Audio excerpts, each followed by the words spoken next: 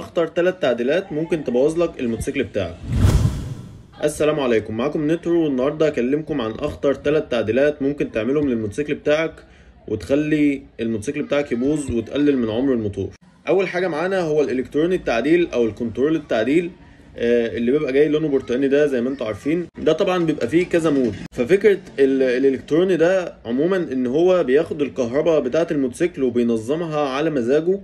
وطبعا بقى المودات بتاعت الباك فاير زي ما انتوا عارفين دي بتكسر الموتور خالص، فمنصحش ان اي حد يشتري الالكتروني ده الا لو انت هتحطه على مود الريس.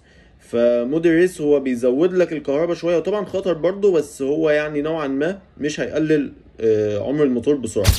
تاني حاجة العلب اللي صوتها عالي قوي. هي عموما العلب دي مش بتأثر على الموتور بشكل كبير، ولكن هو التأثير منك انت. ليه بقى؟ لان انت طبعا هتركب ماسورة او هتركب علبة صوتها عالي، فانت طبعا عايز تسمع كل شوية صوتها، فهتقعد تزود بالموتوسيكل لحد ما تكسر الموتور. فمنصحش ان انت اصلا تركب علبة صوتها عالي، لان اولا انتوا عارفين ان الحكومة اليومين دول قلبت الدنيا يعني على الموضوع بتاع الشكمانات. ده طبعا بسبب ان الناس بتركب علب صوتها عالي جدا عن الطبيعي. يعني مثلا الام 4 المواسير اللي بيركبوها في الشكمان ده بيبقى صوتها عالي جدا، فطبعا بيثير الازعاج للناس، وده منصحش بيه خالص لو انت راكب موتوسيكلات.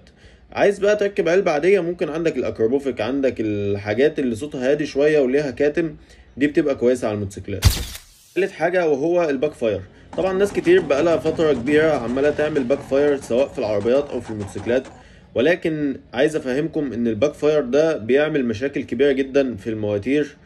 ده غير طبعا ان هو اصلا مصدر ازعاج كبير للناس، وانا بصراحة ما احبش كده. انت ممكن مثلا لو انت عايز تعمل حاجة زي دي تستخدمها قليل جدا، والاحسن ان انت ما تعملهاش اصلا، لان هي اولا لعبه في الضفيره كتير ولعبه في الموتور برضو كتير، ولها تاثير كبير جدا على الموتور ان هي بتكسره بعد كده.